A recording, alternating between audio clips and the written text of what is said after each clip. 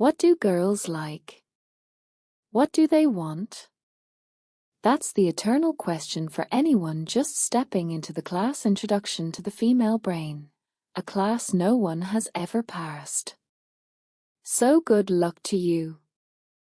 But this article isn't here to answer that question or the hundreds of other weird questions out there. Do girls like gamers? Do girls like guys who wear pink? This article, written based on my many years of experience as a love guru, reading Vogue, following Harper's Bazaar, watching Wild Animal World, eavesdropping on older sisters gossiping and younger brothers whining, is just here to point out the mistakes people often make when trying to flirt. Note, just the mistakes. As for how to flirt the right way, I have no idea. What do girls like? This is the mistake most people make when trying to get to know someone. A more common version of this question that you'll find on forums and confession pages is, "Hey guys, is it true that girls are?" You fill in the blank. The problem with this question is that it frames the issue way too simply. It's as simple as putting $3 into a vending machine and watching a can of Pepsi drop out. Let's say the detailed question is, "Hey guys, is it true that girls only like guys who are outgoing?"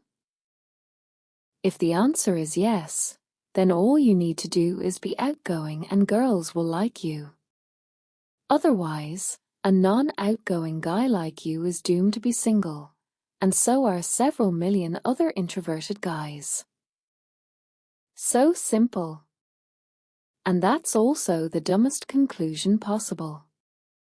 Think about it carefully.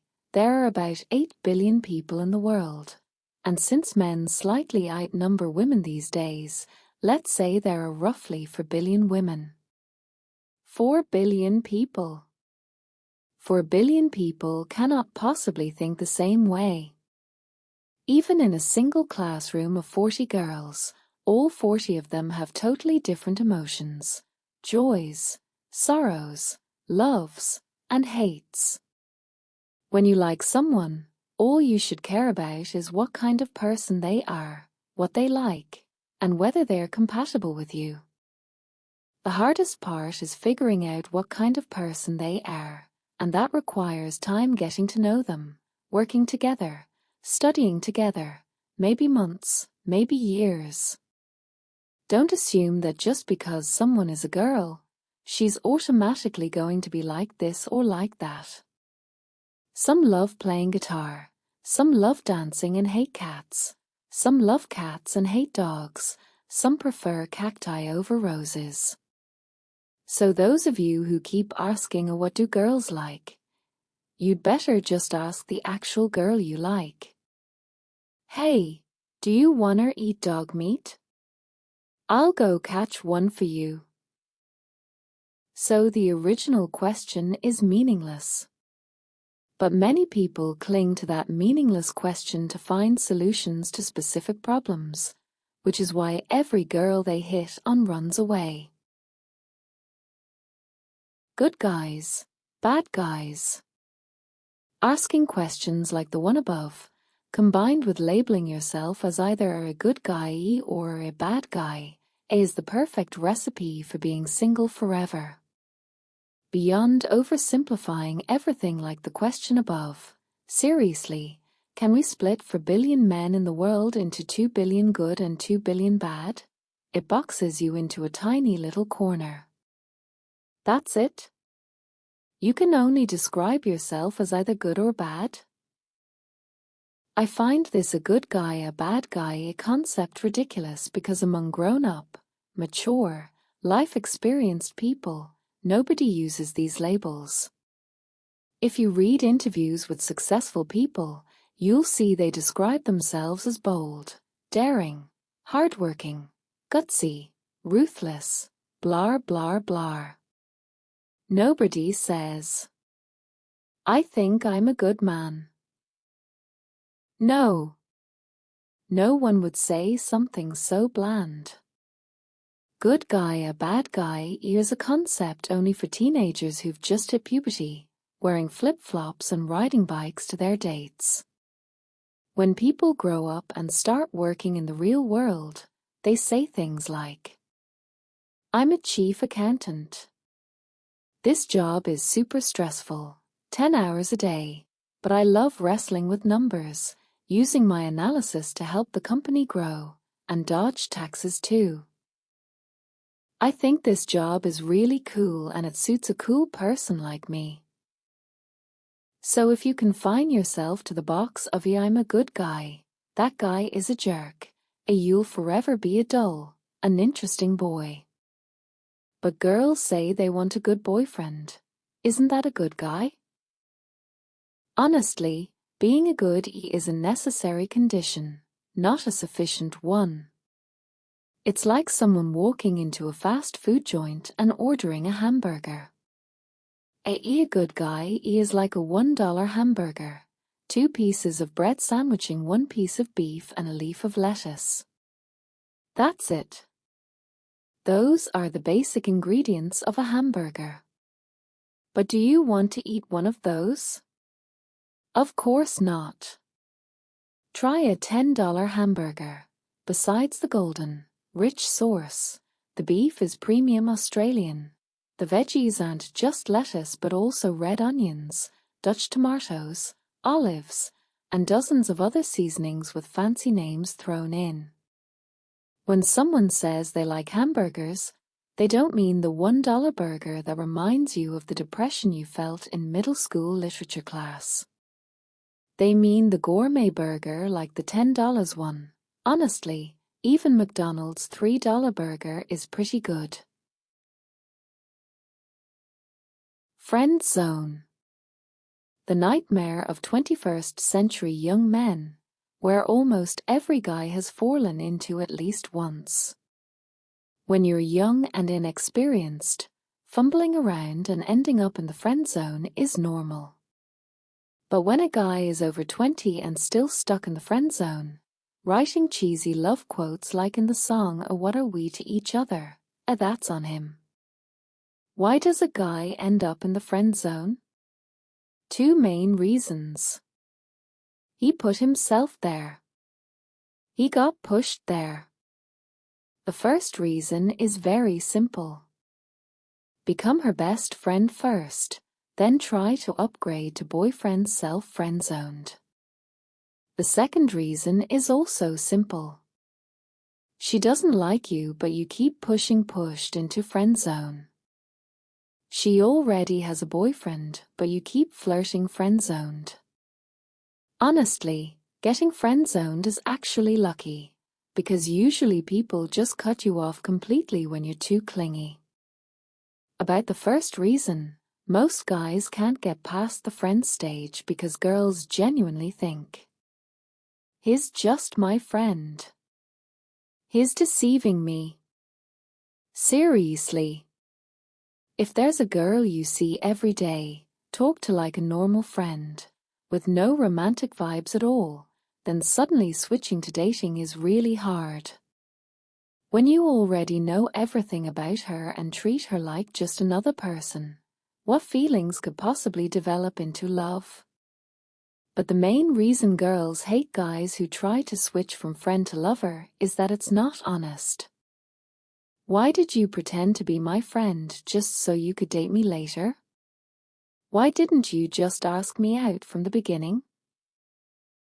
It's basically, you used the friendship to get close to me, you cared about me and looked out for me so that one day I'd fall in love with you and you could finally sleep with me. The reason guys choose the pretend to be a friend first route is because they're shy, timid, and don't have the guts to open their mouth and ask for a date. Underlined, bolded, italicized, highlighted in 3 different colors. Just read tons of friendzone stories and you'll notice one thing in common. The guy never opens his mouth to invite the girl out on a real date. Nope. Never. Ever. It usually goes like this. They've known each other for a while. He develops feelings but doesn't dare say anything, just confides, chats, helps, asks how she's doing, takes photos together, secretly pines. Then he decides to make a move but doesn't dare say it out loud. So he sends flirty texts, renames her contact to a crush, it confesses through Facebook or over the phone. A lot of this is also passive-aggressive behavior, basically forcing the other person to do what you want. The most classic example is confessing in public, like a flash mob or arranging flowers in front of a crowd. It's no different from using the pressure of a crowd to force someone to say yes, which is why most of these attempts fail. The solution to the first reason is simple. Listen to Ms. Anonymous on Quora, who always answers questions about girls' feelings honestly, from favorite sex positions to whether girls like IT guys. She gives this advice. If you want a girl to lick your ball, grow some effing balls and tell her to do so. Don't hint. Don't beat around the bush. Don't write cryptic Facebook posts or vague texts. Just ask her. Hey, do you want to go on a date with me in Paris? I'll pay for everything. I bet 99% she'll go with the brave guy who has the guts to ask her directly like that. As for the second reason, take Sherlock's advice from the BBC series. As Miss Adler says in her masthead, know when you are beaten. Not everything has a reason. Sometimes I wake up in the morning and I crave pho. Beef pho with minced beef and meatballs. Exactly that. But why do I want pho that particular morning? But why do I need to care why I want it? I just woke up that morning and wanted pho. That's it. It's not because I hate huchu or kum tam or bon can. I just wanted pho that morning. And sometimes people don't need a reason to not like you either. A lot of guys keep asking themselves, why doesn't that girl like me? Is it because I'm too short? Not handsome enough? Maybe she only likes rich guys? Nope. Have you ever asked yourself why you've never felt anything for your best girlfriend, the one you see as totally average but every other guy is head over heels for? Of course, it's because you're gay. That's because every person has different emotions and sees the same thing through different lenses, like the English saying goes. Beauty is in the eyes of the beholder. In your eyes, the female best friend with the perfect Angelina Jolie measurements, a smile like Aishwarya Rai, 5 feet 9 inches tall, top of the class, she's nothing special to you, but to someone else she's the dream. So if you like someone and they don't like you back, that's normal. Sometimes there's no reason at all. Don't blame them. And don't go hitting the gym for six-pack abs or buying an iPhone 17 to post selfies trying to make them fall for you. A. Is she said she doesn't like me? How can I change her mind? B. You can't. Move on. Not knowing how to draw boundaries. Sometimes you'll read heartbroken posts from some older brother who always spoils his poor little sister but never gets anything back, perpetually stuck in the brother zone for 1,000 years. That's the consequence of not knowing how to set personal boundaries. These are boundaries that define what you should and shouldn't do. Why is it that you've just met and talked to someone briefly, and already buying expensive gifts, ready to skip class to help her out, taking her to fancy restaurants and paying for everything. Showing extreme, abnormal levels of concern. Did you go to bed early last night? Willing to stay up late chatting for hours. Listening to her cry about her sad stories. This lack of boundaries usually comes packaged with a self-entitlement.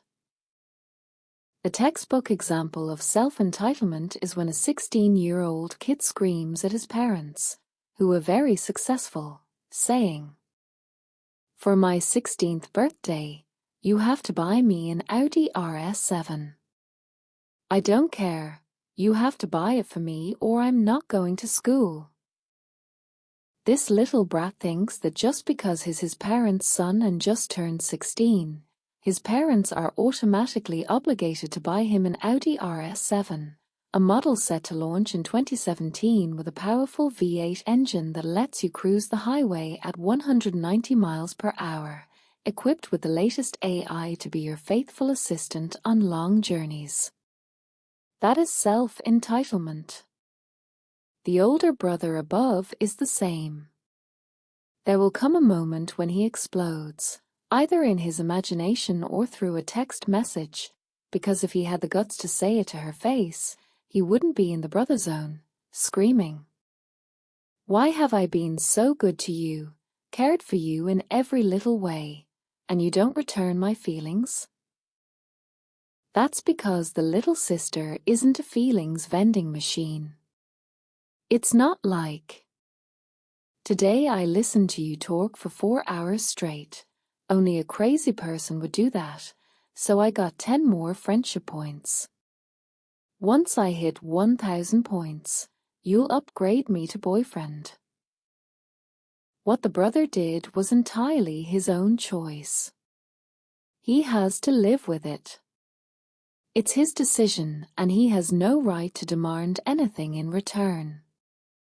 Solution: if the girl you like texts you at 11 p.m. saying she's hungry, then ignore her and keep playing games as sleeping or reading. That's not your problem. Reply and chat with her.